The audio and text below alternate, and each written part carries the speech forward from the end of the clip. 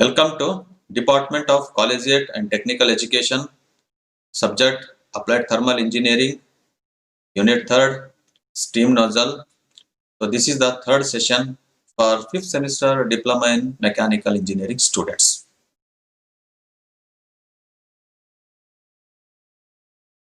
Now today we are going to solve a simple problem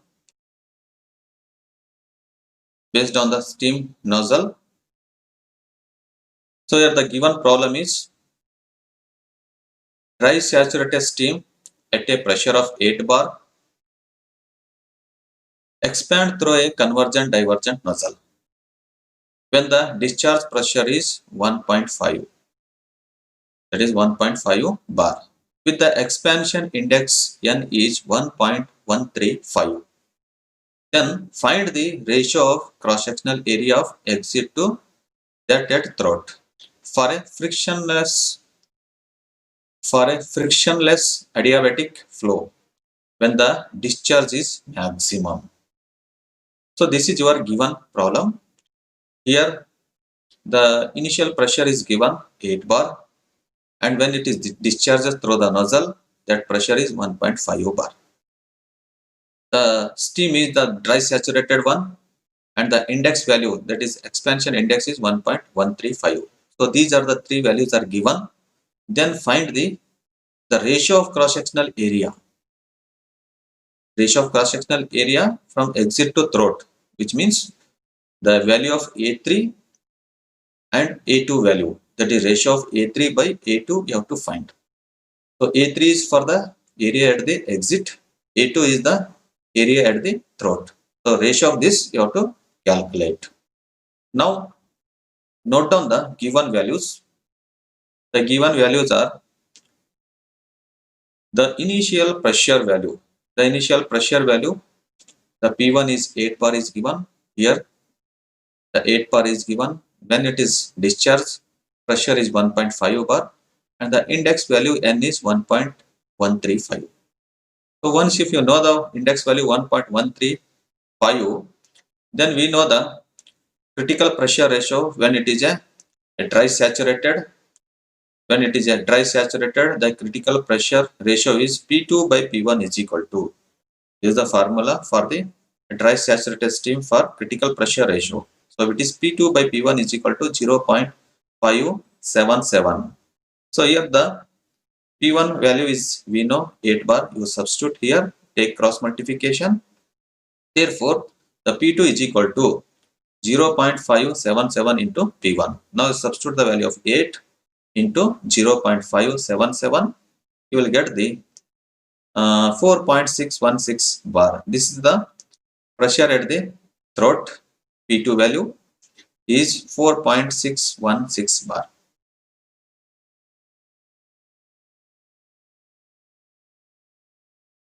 So once if you know the values of P1, P2 and P3 from the Mollier diagram, this is your a Mollier diagram or HS diagram or entropy diagram. So find the values of H1, H2, H3.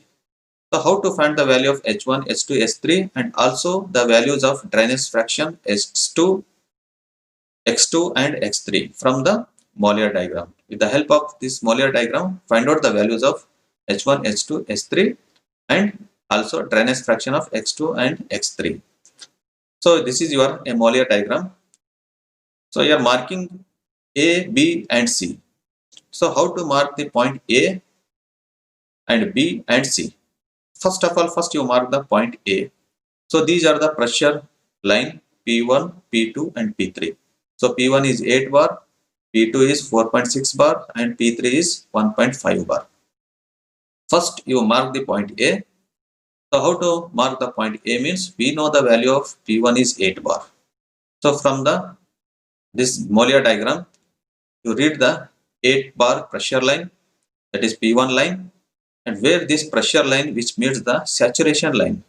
So this is the saturation line in your Mollier diagram, a dark line. So where the P1 pressure line which meets the saturation line, that is the point is A.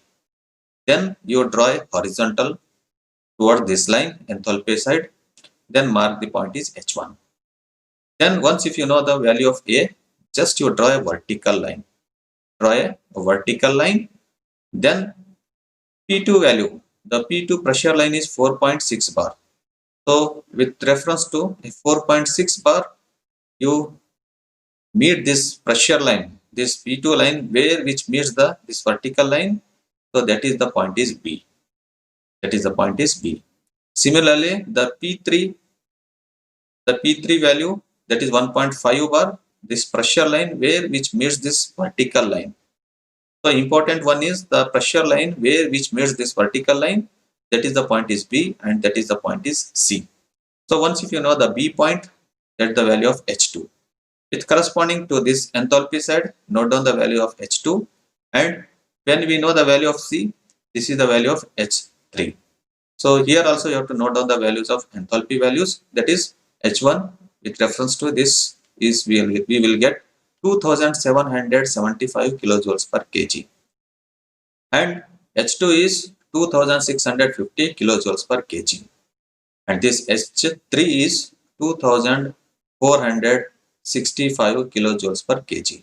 So with reference to this diagram, note down the value of H1, H2 and H3. So how to find the value of X2 and X3? So once if you know the value of point B, so below this saturation line, so these lines are the dryness fraction lines. So once the marking of B with reference to this line is your X2 values. So from diagram you will get the different lines. These are the saturation lines. Up to the saturation line is X is 1. Up to means here it is a dry saturated line. So above that one is X value is 1. So below is your, that is below 1, that is it may be a 0.9 or 0.8, 0.7. So here the B point is reference to this point, we are getting X2 is 0.965. So this is the value of dryness fraction at X2 is 0.965. Similarly at point C, so this is your dryness fraction is X3 value. So this is your 0.90. So X3 value is 0.902. So these are the dryness fraction at the throat, dryness fraction at the exit conditions. So once if you know all the values of H1, S2, S3, X2 and X3, now you find out the values of Vg2 and Vg3 from the steam table. From the corresponding pressure of 4.6 bar, you note down the value of Vg2 from the steam table is 0.405. So how we are find the value of this? So from steam table, just you refer it here, 4.6. So this is your steam table, pressure table. This is a pressure table. This is your pressure table. From pressure table, so the given pressure is, that is we are find out the P2 value is 4.6 bar. So here it is the 4.6 bar. So this is the pressure column. The given pressure is 4.6. Now we have to find the value of Vg2. So this is your Vg value. So 4.6 bar corresponding to a pressure of, the Vg value is 0.405. For the 1.5 bar, the Vg value is 1.159 meter cube per kg. So this is the value from the steam table. So this is your steam table. The given pressure is 1.5 bar. Is the pressure 1.5 bar, and corresponding to 1.5 bar, the Vg3 is 1.159. So once if you know the value of Vg2 and Vg3, now you find the heat drop at throat. The heat drop at throat, we know the formula HD2 is equal to H1 minus H2, where H1 is 2775 minus H2 is 2650. So difference of this is 125 kilojoules per kg.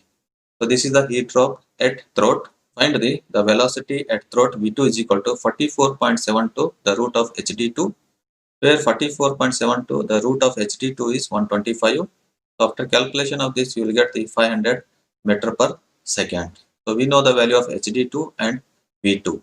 Similarly, you find the heat drop, enthalpy of heat drop at exit condition. We know the heat drop is H1 minus H3. We know the value of H1 is 2775 minus H3 is 2465.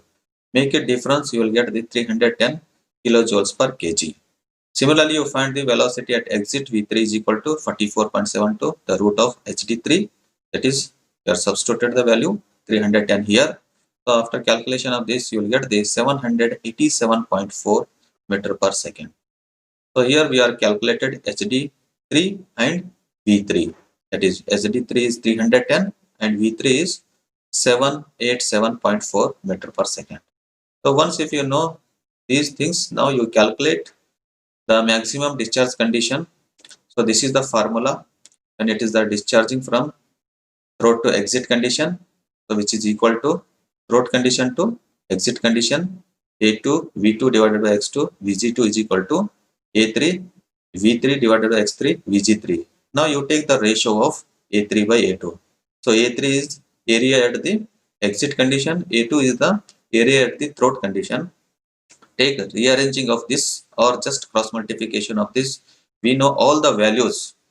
We know all the values of V2, X2, Vg3, also V3, X2 and Vg2. So you substitute all the values here. We know the value of V2 is 500, X3 is from the Moeller diagram, X3 is 0.902 and Vg3 from the steam table corresponding to a pressure is 1.159. Similarly, V3 is 787.4 and X2 is 0.965 and Vg2 is from the steam table corresponding to a pressure is 0.405. So after calculation of this, you will get the 1.7. So which is the ratio of A3 by A2 is 1.7. So this is the value for the cross-sectional area at the exit to throat condition is 1.7. So this is the answer for the ratio of cross-sectional area from exit to throat condition. Thank you. Thank you for the watching this video.